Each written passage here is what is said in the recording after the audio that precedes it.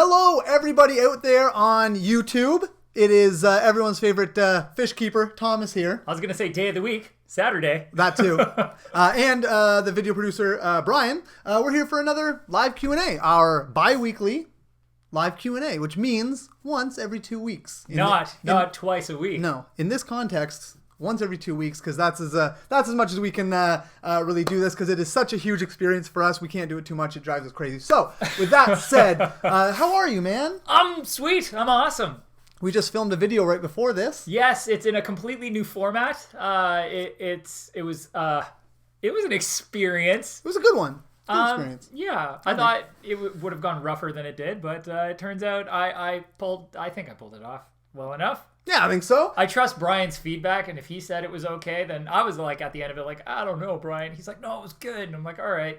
It was good, I think, and we got to try something new. We got to try working with this guy here. That's Thomas's little canvas and his little fish. I drew a fish, which is super cute. So the new video we're working on, he gets to explain some stuff to you using this guy. So pretty exciting stuff. We're gonna have that out to you guys pretty soon. But now it's time for Q&As. Yes. So with that said, for those of you who are just joining us for the very first Q&A, this is a for the most part general Q&A. Yeah. If you have questions that are very, very specific to your fish and something that's happening, or very specific to your circumstances, he'll do his best. But it's always hard to.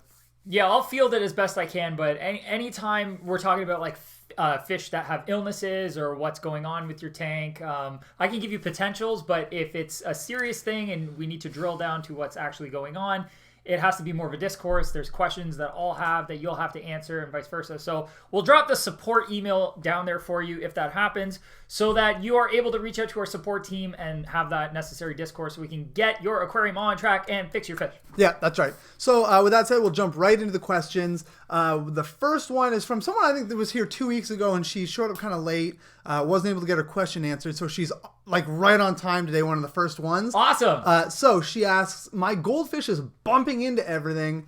Is that normal? It can be. I mean, depending on what kind of goldfish it is, especially if it's like a large, bubbly, ornamental goldfish, they are a tad on the clumsy side.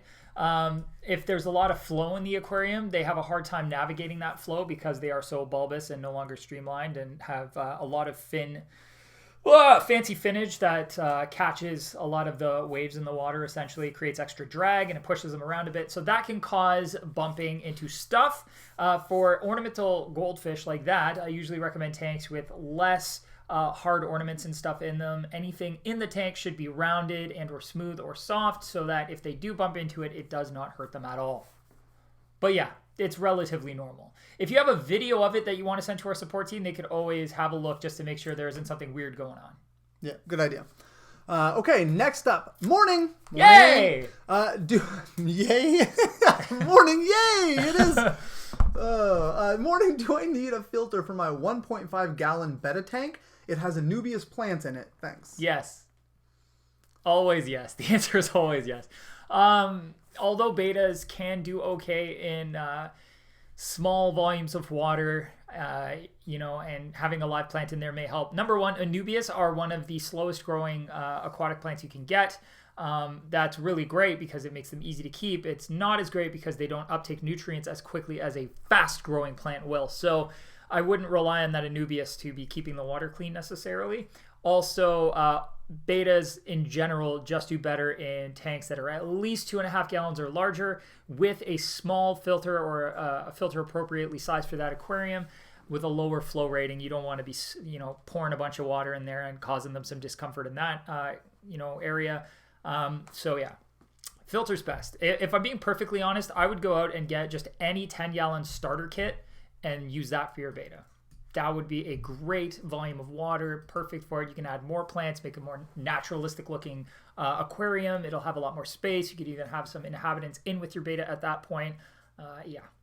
Just, I'm not a huge advocate of bowls or small volumes of water for any fish. And although plants are great, you still want a filter. Fair enough. Next up, Danielle Alon didn't ask a question, but she did super chat us $1. So thank you. Thanks for that. It's worth mentioning, you guys, that the more questions we get, the harder it is to get to all of them. So if your question is really urgent or you really want an answer from this guy, Super Chat's going to kind of bump you up to the top of the queue. But otherwise, we do answer these questions sequentially as they come in, first come, first serve kind of thing. So Danielle, Alon, thank you so much. Really appreciate that. Next up, how can I fill up a 300-gallon reef tank with roadie water? I like saying roadie. I think we've talked about this before. RODI, reverse osmosis deionized. Roadie just rolls off the tongue a little bit. Yeah, it kind of does. Do I have to use buckets? No, you could literally just hook the RODI line from your roadie unit directly to the tank and just let it pour into the tank. It'll take a long time to fill up. Just check back on it often. Don't go out for the day and forget about it. But yeah, when I fill up tanks with RODI, I just use a long piece of RODI tubing off of the, it's just quarter-inch, I think, quarter-inch tubing from, anywhere. I think you can pick up just regular quarter-inch water line. Mm-hmm. And just run it straight to the tank. It's so much easier than filling up buckets and then dumping them in. It'll take you forever to do that. That's it. No, cool. Awesome. Straightforward. What do you and this is pretty open-ended. I guess, what do you think of a 55-gallon tank? My dad has one. I think 55s are a great size that has a lot of presence in a room and is a big tank. It's what I would consider the very beginning of big tanks. Some would argue that because big tanks, go way up there. Yeah. But then we get into like monster tanks and mega tanks and other M-word tanks. But no, it's the very first tank size that I would consider big or large. And it's got a lot of presence without taking up a massive amount of space in the home. Although it's 4 feet wide, it is only 13 inches front to back, so it's not sticking out into the room very far. It gives you lots of options in terms of fish without getting into bigger fish, because obviously, again, it's only 13 inches front to back, so you don't want a fish that's going to get 6 or 7 inches long in that tank, because the depth front to back is quite shallow. Very manageable. Filters for 55-gallon tanks are not going to be too much more expensive. You could still use hang-ons with that size tank if you wanted to and be relatively comfortable with it. It's a great size. I like it. Personally, though, with my experience in the hobby and, just what I like to do with aquariums, I almost always will skip 55 gallons and go straight to 75. It's almost the same, but it's 18 inches front to back instead of 13. So it affords you more space for aquascaping and can hold slightly larger fish. So I typically go up to a 75. But if you don't want it sticking out in the room that far, or 75 just sounds intimidating and maybe is a little bit out of the price range, because the price of the tank actually goes up more than you'd expect for something that's almost the same size dimensionally, then 55 is a great, and you can also, it's a great size. You can also find 55-gallon starter kits with relative ease that will come with pretty much everything, usually except for a stand, which also makes it a great, first big tank, because it's pretty easy to get everything you need in one go. So thumbs up to 55 gallon. Yeah. All right. Sort of a fish question. How do you deal with people this is from Danielle Alon, who gave us the buck. Yay. How do you deal with people new to the hobby that ask, what's the minimum number of schooling fish I can keep? Or when they are typing to drag the minimum care out of you? Or when they're typing to drag the minimum care out of you. So I'm assuming... Trying to... maybe trying to... I don't know. So... In general, there's a talk that I have with people when it comes to aquariums, and the talk usually revolves around what their goals are with an aquarium. Like, why do you want one? Do you just want something that's pretty in your house? Do you, is it a hobby to you? Is it something you're just getting because your kids want it? Like, what your goal with your aquarium is will dictate really how I respond to all questions, because if you don't tailor information to people's goals, then you're either giving, you don't want to put somebody in a situation where they're not going to do something because they're afraid of it, or they are going to do something not realizing the consequences of it, and so on and so forth. So it's a bigger conversation. But in general, what I tell people when it comes to schooling fish, it depends on the species. Some schooling fish will do just fine in groups of 3. That's not a very big school, but if we're talking like red line barbs. What are they called? Denisoni barbs? Denisoni barbs? Whatever. 3 of them, they'll be fine. They're not a particularly skittish fish. Same thing goes for silver dollars or for, what did I have? Mascara barbs, filament barbs. They're fine even in smaller groups. But when we're talking things like neon tetras, rummy nose tetras, and other small schooling fish that truly need to be in larger groups to feel comfortable and, in my experience, to really thrive and look their best and school in a way that makes sense, just even visually to look at, my minimum is 12. Like a dozen is really my happy minimum. People will go down as low as 8 if they're like, well, I really can't fit more than 8 new fish. 8 will be okay. The other thing is if they've got other schooling fish in the tank that those fish are likely to school with anyways. So if you've got rummy nose in the tank and neons, good chance they're just going to follow each other around if they end up in a situation where they feel like they need to ball up. So it all really depends. But yeah. And when it comes to minimum care, if somebody's like just looking for the bare minimum, I usually tell them to stop. Just consider like what is stopping you from going the extra mile or doing what is best versus what is the minimum.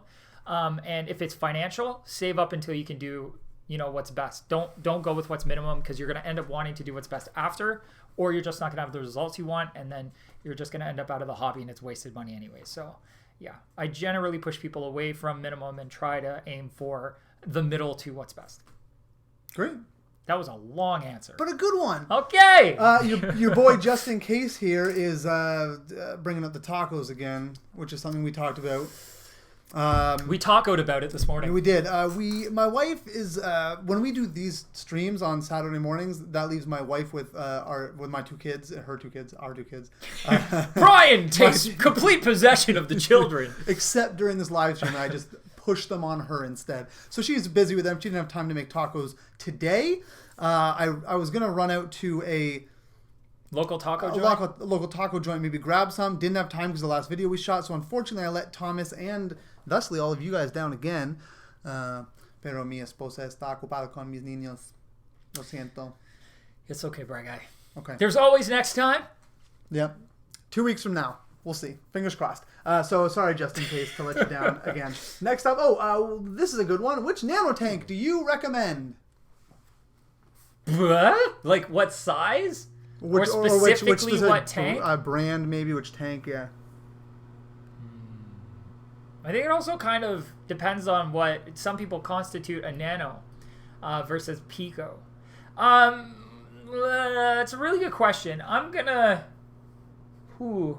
Here's the thing. I've gotten to a stage with my aquarium hobby where I really like to do everything kind of from scratch. So even if I was going to do like a nano reef tank, there's a good chance I'm just going to go get a super low iron, crystal clear looking tank in the 20 gallon, like maybe somewhere between 15 and 20 gallon range in nice looking dimensions, and then drill it and put my own overflow system and all that stuff and be like, nano tank.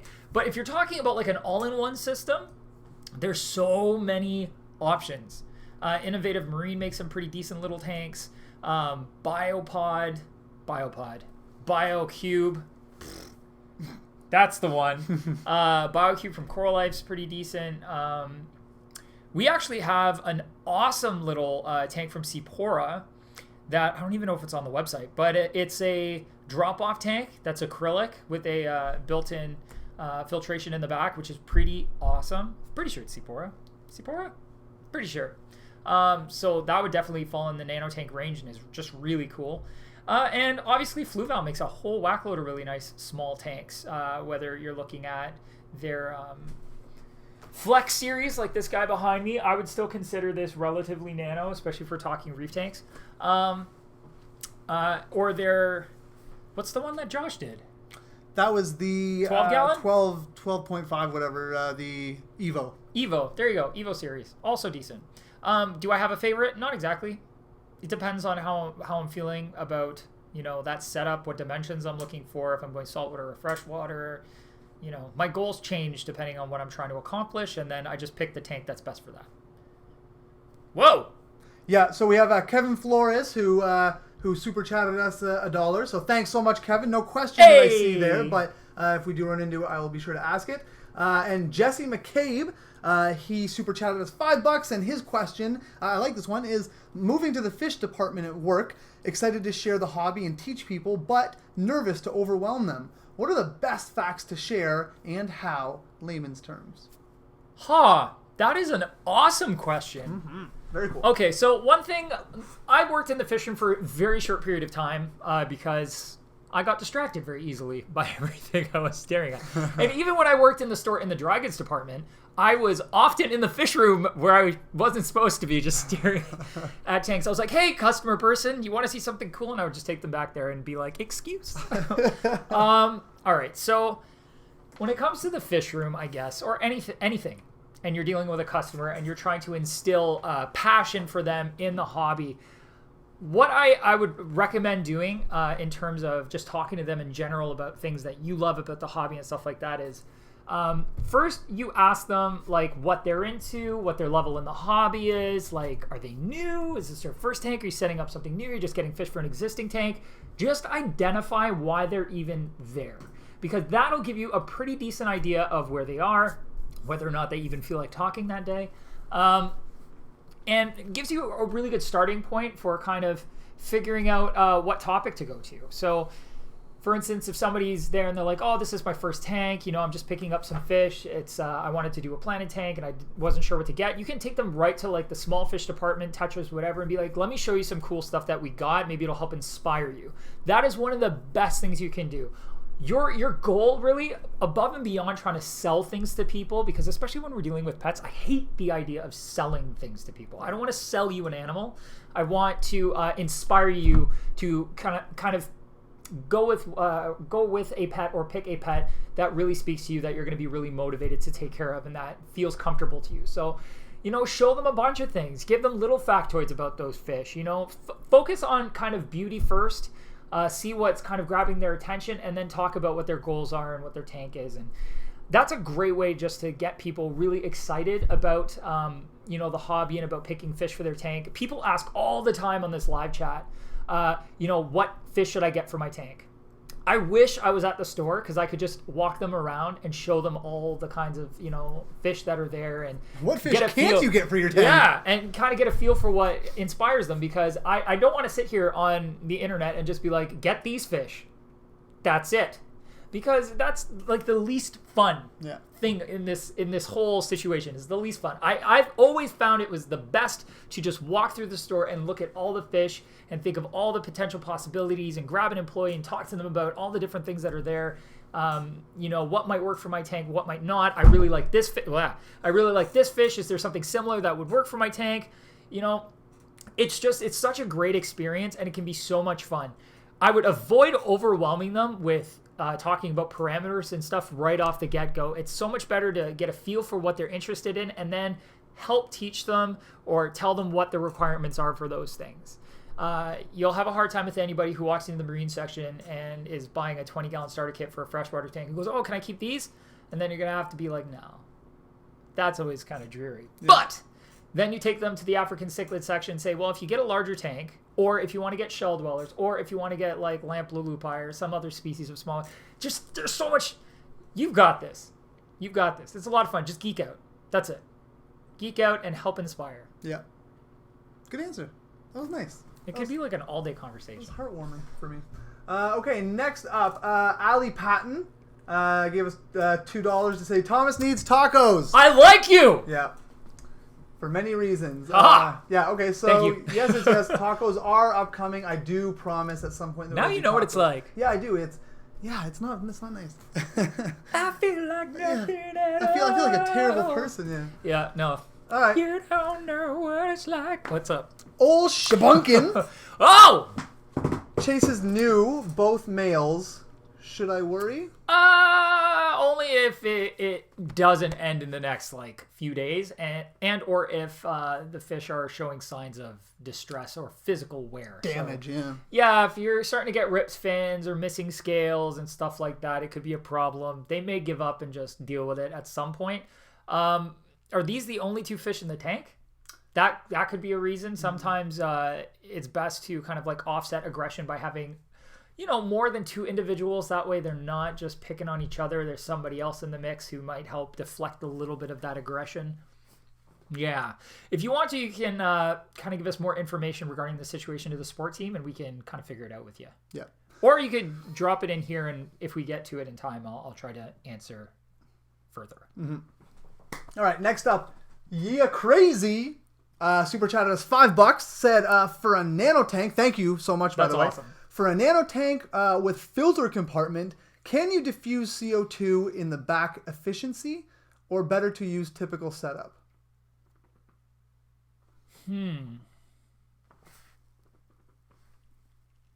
That's honestly a really, really, really, really good question that I have not ever thought about and haven't had to. Okay, so I'm going to go ahead and say it will probably be all right, based on the fact that the water returning to the tank is not like in those kinds of setups. When it gets put back into the tank, it's underwater. It's not, rippling the surface or anything. Usually it's a spout that you can direct, like a duckbill, and you can just direct it so it's not rippling the surface a whole ton. And that will prevent any CO2 in that water from degassing. Now, here's the thing. As long as you have the diffuser that you're using at the bottom of that filter compartment, I don't see why those bubbles would have any less contact time necessarily than they would in the tank, unless the water traveling through that filter compartment is traveling through it very quickly. That's the only situation which I could see it would diminish the amount of CO2 you're putting in the water. Otherwise, I don't think it should be an issue, but there's a very easy way to experiment with this. So using a drop checker, dial your CO2 in with your diffuser in the aquarium where it should be. Once it's dialed in and you know it's stable, take the diffuser and put it in the rear chamber and see if your drop checker changes. If the drop checker is all of a sudden reading less CO2, you're losing CO2 through the process of that CO2 traveling through the filtration, either because it's moving too quickly or there's too much surface agitation or there isn't enough contact time for the bubbles. But I would be willing to bet it would be relatively insignificant if there's even any change. Good. Sorry, I'm not that I'm not listening, but we got lots of chats going on. Yeah. Good to go? Yeah, man. Okay. Next up, we have Aquaterra. Wow. Sent us a super chat. Thank you so much. Really, really, really. Awesome. Treating fish for internal parasites, Malawi cichlids. Malawi, yeah, that's good too. I like Malawi, but that's just the personal. The Malawi cichlids. Yes, indeed. How often should one need to medicate the food, and how to fatten the fish up? Because some have become skinny, have like a sunken belly. Sure. Okay, so if they have sunken belly, it could be multiple things. You definitely want to reach out to our support for this. I'm going to give you one possible instance and a way to rectify it. If they have internal parasites, which can cause sunken belly, if they're eating and no matter what you do, they're not putting on weight, it could be an issue. There's various issues, but if it were parasitic, there's a few things to look for. One, stringy white poop or clear poop would be sometimes an indication of internal parasites. In that instance, your best course of action is usually to quarantine and medicate the fish. Once they're medicated and they start eating again, if those parasites are flushed from their system, you should find that they start putting on weight. If they are really, really skinny, it can be tough. Anytime you medicate a fish that isn't in really good health, which when do you medicate a fish in great health? But if you don't catch whatever's ailing them early on, it just, your chances of saving them gets smaller and smaller and smaller and smaller. But I would highly recommend quarantining regardless. And, checking for internal parasites and if they have them medicating and then moving forward on that basis. But definitely reach out to our support team. We may actually benefit from having some pictures of those fish and the setup and the full history of the tank, all the parameters, etc., so that we can kind of move forward in diagnosing the problem and helping solve it. Because I would really like to get to the bottom of that. Losing fish sucks. I don't want you to lose any if we can help it. So yeah, reach out to us ASAP and we'll get on that for you. Yeah, I've linked the email address you can reach out to in the chat there, so make sure to do that, and they will get back to you. I know they have a lot of incoming questions, so they'll get to it as soon as possible, but send that into them, and hopefully you'll be able to resolve that. Next up, Yow Girl super chatted us as well, says, love you guys. You're like the Bob and Doug McKenzie of the aquatic world. Good day, eh? Take off, you hoser. I'm not your buddy, friend. All right, so next up, we have, thank you again for the super chats, you guys. That really does help us more than you know. Helps bring all of our content to you, and bigger projects and bigger videos. So yeah, we do appreciate every bit of support you guys give us. It gives us the warm and fuzzies on top of that even. Yes, indeed. And makes us look good for our bosses. Next up, what is the best method to switch filters? I'm changing from an in-tank filter to a hang-on-the-back filter. Run them both at the same time for like 3 weeks, and then take the one you don't want to have anymore out. That simple, huh? Yeah, if you can fit all of the media from the filter you're removing, all the biological media anyways, you don't need to worry about mechanical or chemical, but the biological media in that filter, if you can also sneak that into your hang-on filter when you remove it, then that's even better. All right. Next, I've seen that aquatic plants need 6,500 Kelvin lights with a lot of blue and red colors. There are some color spectrums that are 6,500 K, but one color is more abundant than the other. Ooh. And I don't actually see any kind of question. I can. Oh, hold on. With blue colors dominating the red and sometimes red dominating the blue. The question is, would it affect the growth of plants if one color is more abundant than the other? Technically, yes. Now, we did an episode where I kind of explained this a lot clearer. So if Brian could find that lighting episode of the Low Tech Planet series. I believe he can. I'll ask him and we'll see if he can bring this up. Yay! Here's the thing. 6,500K, 6,700K, 10,000K, all of this is kind of a very rough measurement of how light visually looks to our eye. It doesn't tell us what that light is actually comprised of in terms of spectrum. And when I say spectrum, I mean the actual wavelength of the light. So we measure light in nanometers, which measures the actual wavelength or distance between the waves in the light. So 6,500K, for instance, is a measurement of, or the result of a measurement of taking a black body, like a piece of carbon, or charcoal, if you could imagine, and heating it up so that it starts glowing or emitting light. What temperature do we have to heat that up to create X color of light, or what temperature is that at while it's glowing whatever color? So if we heat it up, a little bit, the first color it's going to start glowing is in the red spectrum. So red has lower Kelvin. So if you think of like room lighting, and you think of really, really yellow halogen lighting, it's usually around 2,700K, 3,000K, which not very good for aquariums, but if you like setting the mood in your house, it looks just fine. As you heat it up further and further and further, you get whiter and whiter and whiter, eventually into blue. So 6,500K is going to be whiter than something like 2,700K, but it'll also be redder than something like 10,000K, which is usually considered to be like paper white.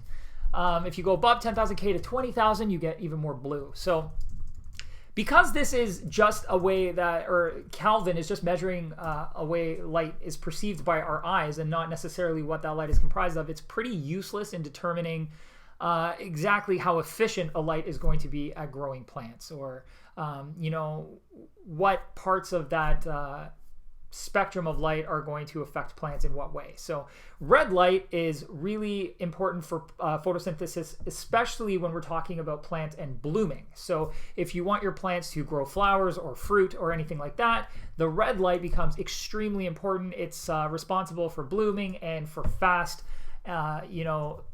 leggy kind of outward growth. Whereas blue light for a lot of plants is responsible for vegetative growth. And when you think of vegetative growth, you want to think about, the thickening of stems and root systems and the broadening of leaves and It's more compact, dense growth. So in order for plants to grow, evenly and effectively, and all plants are a little bit different, but just in general, you want to provide both blue light and red light spectrums so that you have both vegetative and like blooming type growth. So the plants grow in their natural form as opposed to super compact and robust or very long and outward and outstretched and leggy. But yeah, so you need to look at the spectrum. The spectral graph of the actual light will tell you what's in the light and how much of it, and that'll really help you determine whether or not you want to use one over the other. Although, as long as you've got a little bit of both in there, you're going to be okay. Like, a lot of people, you can get super geeky with lighting and check par levels and everything, per levels, go nuts with it. But at the end of the day, you're going to grow plants with just about any light source somewhere between 6,000 and 7,000 Kelvin. Even if you're using 10,000 K, you're going to grow plants. It comes down to efficiency. But yeah. Well, I've linked that video, the lighting episode from our low-tech planet tank series, where you go in depth into that, and we show... Yeah, it's a little more clear than I just kind of laid out. My brain's I'm not gonna lie, my brain's a little bit taxed right now from that shoot earlier. It's all right. You nailed it. And yeah, watch that video. There's accompanying visuals that'll help you understand. So it goes through it. Like, the whole point of that low tech planet tank series, which if you watch any of those episodes, I kind of talk about the basics of all of those things in plant care, but yeah, it breaks it down in a much more straightforward and easy to understand way. Yeah, so I've linked that in the chat. Check it out after this stream. Next up, I was thinking about starting a saltwater tank and wanted to know if an internal filter is okay. I'm good at the talking. Me too. Yeah, I mean, okay. If you're doing a saltwater tank, number one thing you need to know is whatever live rock or man-made rock, like I personally really like Carib Sea's Life Rock. It's basically a base rock that's already infused with bacteria and a bunch of other stuff. You work with it dry. It's awesome. Anyways, whatever you use in terms of live rock or live sand is going to house beneficial bacteria. And in fact, it does so very efficiently, and probably more than your filter, whatever filter you're putting on the tank, is ever going to hold in terms of biological media. So do you need an internal filter at all?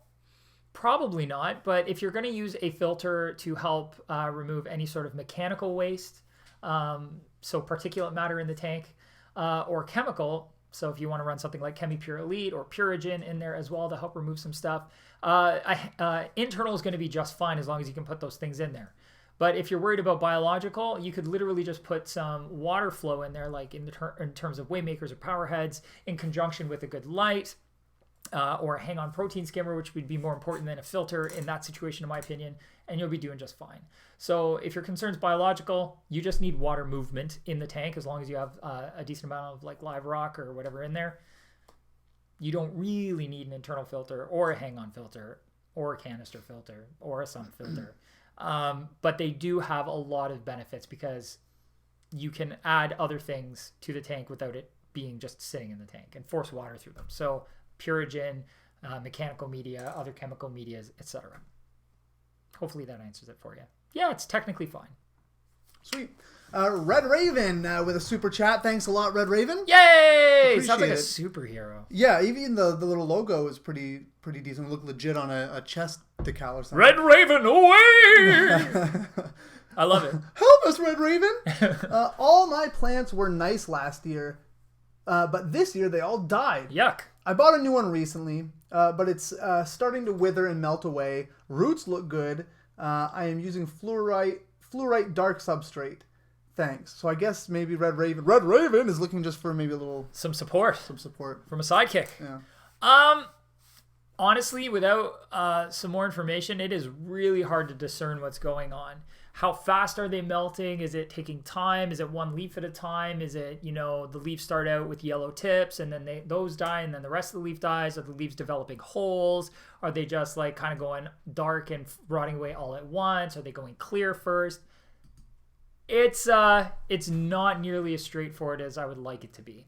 Now, when plants are melting, if it's rapid, there's something in the water destroying them. What that is, I have no idea. because I haven't tested your water. That's a pretty dramatic scenario, and I've found personally that if that is happening, there's usually other issues in the tank as well. You're losing invertebrates, so on and so forth. Plants are generally pretty robust, and even when they die slowly over time. The fact that the root systems are okay tells me that it's probably a deficiency in something. Are the leaves getting algae first, or are they just dying? Like, I'm not sure. So light source, how much light they're getting could affect whether or not they're thriving and whether or not they're able to photosynthesize effectively. The nutrients in the water will determine whether or not they can photosynthesize and grow effectively. And then obviously the CO2 level in the water is going to determine whether or not they can photosynthesize effectively and grow, etc. So if you're not running any kind of CO2 right now, and you're having this kind of die-off, the addition of some form of CO2, whether it's a liquid CO2 replacement additive, not true CO2, but can help, or going to a compressed CO2 system or a DIY CO2 system or whatever, that may rectify the issue all on its own. You might not have enough light, although plants don't usually wither away like that. And it also depends on what kind of plant it is. If we're talking anubias, that's pretty odd because they are tough as nails and they can deal with some pretty dire situations and not die from it. Java moss, Java fern, like sticking with easier plants as well can also really help. So maybe you switched the types of plants you're using, and the ones you're trying to keep now are much more difficult or have higher requirements than the plants you had before. I don't know. Reach out to us on support, because I'd like to help you resolve that. Thank you, Python Man. I just remembered you're Python Man, eh? Am I? Sidekick to Red Raven. Yes, I am. Who said Python Man? You said Python Man. When? In our Python upgrade video. Supposed to be top secret, Brian. You spilled the beans, man. That's on you, not on me, okay? And now that it's out, everyone knows, and we're gonna make a TV pilot. Red Raven and Python Man. I love it.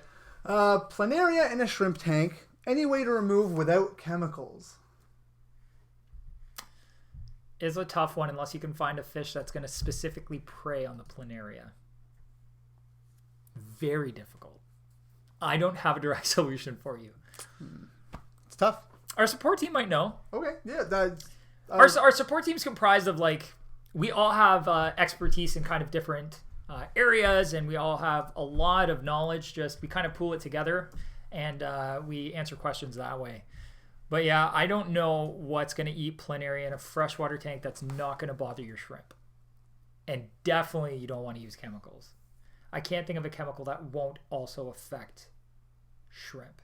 But toss that question out. I linked again in the chat the support email. So throw that out their way, and hopefully they can give you a little more guidance on that. Like, I know flatworm exit for saltwater works pretty well on planaria in saltwater, but I don't know if you could use it in freshwater and whether or not it would affect freshwater invertebrates. Man, that's dicey. That's a tough one. Stumped him. Good work. Next up, which catfish can live without another catfish, like without a school? Banjo catfish. Raphael catfish. Raphaels are some of my favorites, actually. They get a little big. But spotted Raphaels, man, are they cute. And they croak. You heard that right. They croak. And not die. I mean, like, we all croak sometime. They move their little pectoral fins and stuff in such a way that they rub, basically. And it makes this little sound, and it's super cute. That's weird and cool. Yeah. Sometimes they sound like a little wind-up toy if they keep doing it. You know that, like, mechanical wind-up toy sound? Yeah. Yeah, it's kind of like that, just deeper. Can you tell me if red-eye tetras are nippy?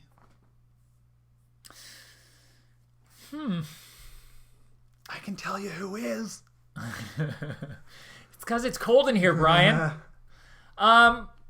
Honestly, I'm not sure. I've never had issues with them being particularly nippy. I'm trying to think if I've ever had it, like, I haven't heard from anybody's firsthand experience saying whether or not they're nippy. Pencilfish, maybe. Barbs, certainly. I'm not sure about the red-eye tetras. My gut's telling me no, but different fish also act different in different situations. So depending on who their tank mates are, may or may not change their disposition in general. I don't have an answer for you. I don't know. I would have to look that up. But if they were notoriously nippy, you would obviously have heard that. I'm sure I would recall if they were notoriously nippy. But no, it's not coming to mind. It's not fresh on my mind that they're nippy. All right. Yow Girl said, "Ooh, I don't want my fish to make noise," which is fair. Yeah. No, that's yeah.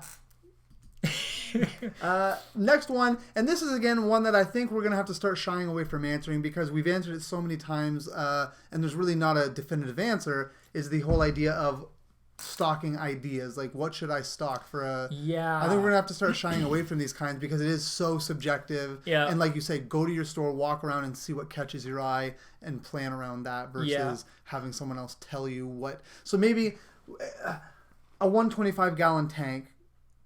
There's, I'm sure, a ton of fish you can put in that, but what are fish that can't go in anything other than a 125? Like nothing smaller. So some larger species, larger schooling fish or barbs like the Denisoni barbs. I think they're Denisoni. God, I hate it when I mess up Latin. Anyways, the red line barbs, red line sharks. I think they're also called torpedo barbs. Definitely called torpedo barbs. They would do pretty well in that size tank. I'd be iffy on a lot of other ones. Man, it's just like wide open Oscars, other large cichlids. You could put discus in a 125. Angelfish would do great in that size tank, like full adult-sized angels.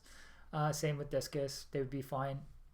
You wouldn't be able to keep a ton of them, but what else? It's just such an open-ended. There are so many pike cichlids. There's so many fish. Yeah, we'll cut it there then. And yeah, best thing to do, really go to your local fish store, walk around. My thing is, like, it's great. Like we did an episode on how to pick an aquarium. Yeah. And one of the things I was talking about is there's different ways to approach it. Either find the fish you want and build a tank around them, or get the biggest tank you can possibly fit, and then your options are wide open. So on and so forth. But when your options are wide open like that, you just want to go and have a look-see around the store and see what inspires you. Don't keep a fish I tell you to keep just because I said it'll fit in the tank. You want to definitely do a little bit of research and find out what speaks to you, what inspires you. Go look at all the fish that are easy for you to access at your local aquarium shops. And, that's really a great way to figure out what you might want to stock in the tank. Because if you don't do that and I say, hey, go get, red devils. You might go get those red devils and be like, yeah, these are pretty cool, but now I want to, maybe I want to add some guppies. And then you realize you can't put small fish in with red devils because they're going to eat them. So now you've listened to me. Awesome. I'm flattered. But ultimately, it doesn't work for what you want to do with your tank. So open-ended questions like that I don't like because I think the most fun thing you could possibly do is go see what inspires you, what speaks to you, and then plan around that. So I think it's safe to say from now on, I'm going to skip over those questions. We don't like to skip over questions. We like to answer everything that comes in sequential order, but that question comes in so frequently, and it's such a hard question to answer. I think from now on we'll if you have a specific species of fish that you've had trouble keeping other fish with, and you want to know if there's anything that's compatible with it in general, shoot those over. I can help try to decipher what might go with your current setup. But if you're just going to tell me you what to put in your tank, come on. Yeah. Go to the store and have a look, man. That's the best way to do it. You'll have some fun. Yeah. All right. Moving on. Apex Fizz super chatted us. Thank you, Apex Fizz. Really thank you. And he said I super chatted you last time. So again, thank you for that as well. Thank you so much. 2 weeks ago, I super chatted and told you about my stress cracks. Hi. It's all in these are my stress cracks right there. I've got those too, buddy. It's all in a 35-gallon with FX4. I need plenty of media, but less intense filter. Any advice? Thank you for your time. Right. Lots of media, less filter. So one thing you can try to do, which will potentially help in this regard, you could, this is just an idea, you could get a lower flow filter, like an Eheim Classic Series canister, and run a reactor of similar size that can sit right beside the canister in line. So what you would do is the output of the canister filter would then go through, so water goes into the canister, comes out. You want to be pushing like clean water through. Okay, Brian, let's do this. Yeah, I just want to use I got a new whiteboard and I want to use it. So we've got our canister here, right? So water is coming from the tank into the canister and then going out of the canister. And then you would run a media reactor. So let's say we have a little media reactor, water's going in, then going back out. And what becomes really important if you're telling me you need a lot of filter space is because you've got in here, you've got like a sponge and then maybe like a pad, but all of this space is going to be essentially biological media. And you're telling me you want more biological media. So then you can fill this filter full of biological media, this, and then have it go back up to the tank. So in this way, now just so you know, if you have a classic series like I'm suggesting, you're going to have a valve block right here to shut off the water. You would then also want to add a valve block here and one here. So these will all be quick disconnects as well, so that when you're doing maintenance, you can shut off the water and either just take care of this canister and leave the biomedia on the other one alone so that you can stagger when you're cleaning the filters. It's a little bit safer to do it that way. But yeah, so this way, clean water from your canister filter is going into the biological media of the reactor. That way your reactor doesn't bog up full of debris and put back pressure or unnecessary amounts of back pressure on your canister filter. And in that way, you are basically going to have a system that has a lot more biological without potentially having a ton of debris in two separate containers that you're going to have to take care of on a regular basis. So that's probably what I would do. That way you've got lower flow. You're using a lower flow canister and still have a ton of biomedia. And I've actually done this multiple times. Many, many times. Well, thank you for the visual demonstration. This whiteboard is already paid for itself. Yay! I'm very happy about Sorry that. for my crude drawings. It's okay. It's all part of the fun. All right, next up, we had another super chat from Pamela Ferry, who, is, as the course of the live stream has gone on, she's struggled to find out how to do it, but she did it. She sent us $2. So Pamela, thank you so much. And she also said she forgot to send a message, but she loves us. Thanks, Pamela. Really, that's really nice. We appreciate that so much. I love all you guys. Yeah, it really helps us more than you know. Yeah. Okay. What is the best aquarium salt? I don't even know where to start with that. Well, if you have a saltwater aquarium, the best aquarium salt is synthetic marine salt. If you're using salt for brackish water, I also highly recommend a synthetic marine salt.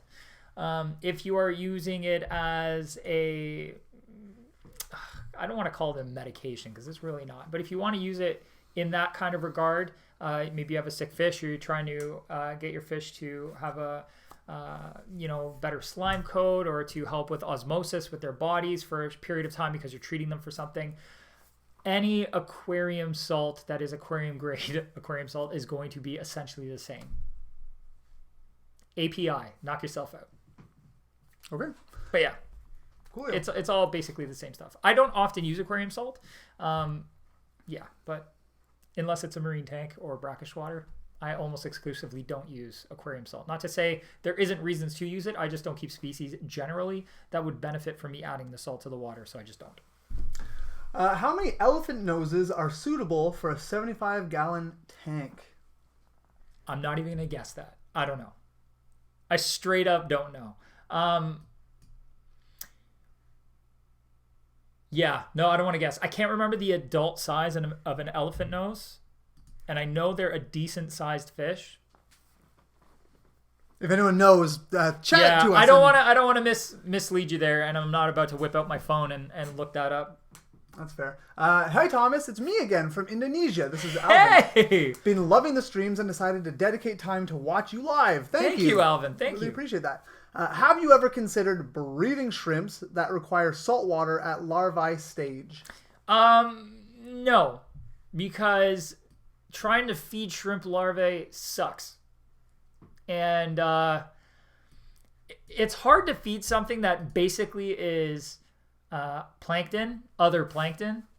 I don't know for certain what like the larval stage of marine shrimp eat necessarily. I don't know if they're all the same. I don't know if It would be phytoplankton, which I have cultured. Now, don't get me wrong. I have cultured phytoplankton and rotifers in the past, just for feeding my tanks generally. I never bred saltwater fish other than Bengai cardinals, which you don't have to do that kind of stuff for because the babies come out at a pretty decent size, very similar to African cichlids. But it's a challenge that I just didn't feel like going through. I technically also bred seahorses, but anyways, there's trials and tribulations that just come along with the idea of trying to feed planktonic life, other planktonic life, and I don't have time for that. I'm too busy enjoying like propagation of corals to like focus in on something like that. Freshwater shrimp, yeah, I could see that happening. They're pretty straightforward and easy, especially when we're talking neocardinia or cardinia or whatever the heck they are. But marine shrimp's a different ballgame. I have heard of instances where people have small, like cleaner shrimp babies that end up popping up in their sump, which, shrimp breed all the time. And if your system is potentially old enough and has enough going on in it, and, you could end up with baby shrimp that survive inadvertently, but purposefully, I've never done it, and I don't think I will. Not anytime soon. I've got other problems that I'm trying to solve, like the latest build that you will see soon. What? Nothing. What? Brian, you flatter me. Hey, Tom. Cool t-shirts. Quick change of subject. I try. Where are your t-shirts? Where do you get them? So some of them, like the one I'm wearing, are from spreadshirt.ca. Spreadshirt.com as well if you're in the US. They're kind of like a custom t-shirt. So I go in and I use their little create a t-shirt, and I find designs and stuff that they've already got just by typing in like aquarium or jellyfish or fish or whatever. Yeah. And then I just drag and drop stuff onto t-shirts and resize them and pick colors and stuff until it looks awesome. And then I hit print. And that's how I do most of them. Some of them are my own personal t-shirts that I've purchased through, like, what's that other t-shirt company that everybody uses? I don't know. Threadless. I never ordered t-shirts. Some of them are from Threadless. A couple of them I just randomly found while I was shopping at the mall, and I have no idea where they're actually from. But yeah, most of them are from spreadshirt.ca. Cool. And as for the fish portion of this question, have you ever had a fish with Popeye? And if so, how did you cure it? Okay, so I did, but this was very early on in my solo fish keeping career. It was shortly after I started working for Big Al's. So we're talking like a while ago. 17 years ago. It's been a minute. Whoa! Yeah. Dating myself here. Yeah, I would say it was probably due to me overstocking the tank and having high nitrate in the water. I did have live plants and stuff in that tank too, but I had a lot of fish in the tank for the size. It was a 20-gallon tank, and I had 20 long, and I had it way overstocked, and admittedly way overstocked. And I had a fish get Popeye. I just started doing water changes, added a little bit of Melifix to the water, and it cleared up on its own within, I think it was like maybe 10 days. It was about a week and a half, if I'm remembering correctly. 17 years ago, keep in mind. So, yeah, that's all I did to correct it. So I would test your water parameters, see what's going on. Popeye can happen for a few different reasons. An eye injury can cause Popeye due to, I believe, secondary infection. So figure out why you have Popeye first. Check your nutrients in the tank. Check your ammonia, nitrate. See where everything is. If you have really high nitrates or anything else, do a water change really quick. Have a look at the eye. If you see any marks on the eye itself, it could be indicative of an injury. It could have hit its eye. Sometimes just a little bit of clean water, like a water change, and Melifix to help prevent any more secondary infection from popping up will allow the fish to kind of get back to normal. Popeye's usually not too serious, but it can get very bad and fish can lose eyes over it and stuff like that. So you want to make sure you figure out what caused it and rectify that immediately. Alrighty, we are almost out of time. This went by wicked fast. So we are almost out of time. So before we'll answer a few more questions before we take off, but I do want to take this opportunity to remind everybody of our big goal of 100,000 subscribers. That's a crazy goal. It's a crazy goal, and we're not that far away. Know! We're pretty close. My mind is blown. Yeah. At the current rate of growth, it's like another month and a half, maybe 2 months, something like that, before we hit on. And faster, if people subscribe to us sooner. So anything you guys can do to help that goal be achieved, sharing our videos everywhere, on sharing our content on Reddit whenever you can, or on Facebook or wherever, forums. Everything helps getting the word out there about our videos, our live Q&As, our other content. Anything that you can do to help let people know about us would be insanely helpful. Yeah. Yeah. So once we get to that 100K, that's when the fun really starts, because we got a ton of prizes. We got a lot of stuff. We got a lot of stuff to give away, and some of it is like crazy awesome. Really crazy awesome stuff. Actually, we have a video where Thomas kind of gives the official announcement about this giveaway. I'll link it, and you guys can watch it after this. He talks a bit about some of the prizes. We're really excited for it, but we need to get to 100K first before that giveaway is triggered. So make sure you do that. Anything you can to help us. What else? React videos. We had a new one come out. Make sure you watch that. It came out yesterday, and we'll have another one, I think, next week. That's about it. I just wanted to mention those things before we get to a few more questions. Let me get to the next one, which is, can a fire eel live in a 75? For a time, fire eels get pretty big. If it's the only thing in the tank, or there are a few other things in there, it'd probably be okay for a good while. But honestly, I would feel a lot better with an eel that gets that size being something 6 foot. All right. Next up, overstocked, freshwater, 13-gallon, 3 Danios, 2 robust Cories, 1 dwarf gourami, 3 mollies, 2 Narite snails, and 1 apple snail? Yeah, there you go. No, but I'd probably be slowing it down. 3 giant Danios. Yeah. You know what? 13 gallons. I think you're over the limit by a little bit. Like, giant Danios are 4-inch fish in a 13-gallon tank. I'd probably get rid of the giant Danios, swap them out for something more appropriately sized. So I would go with zebra Danios, something to that effect. There's a few different types you can get. Could you not just upgrade the tank to a bigger tank? Yeah, you could also do that. I say do that. That's my if you have professional advice. If you have the budget to, and you wanted to keep all that livestock, I would go for something closer to 40 gallons, and something dimensionally that's maybe 36 inches wide at minimum. So a 40 breeder is 36/18 by 18, I think, or by 20. That would be a half decent tank. The thing that stands out the most to me, honestly, in that is the giant Danios, just because they get like 3 or 4 inches. I don't remember off the top of my head, but too big for that with all those other things. They like a lot of open swimming space too. It's gonna be tight in that tank. Full shizzle. Yeah. All right. Well, with that said, we are all at a racetrack. It is time for us to wrap up this Q&A. But we will see you guys. That makes me both sad and sad, Brian. No, well, I'm sorry about that. What can I do? I know. We'll end this Q&A, and you can draw a few nice fish. Jeez. But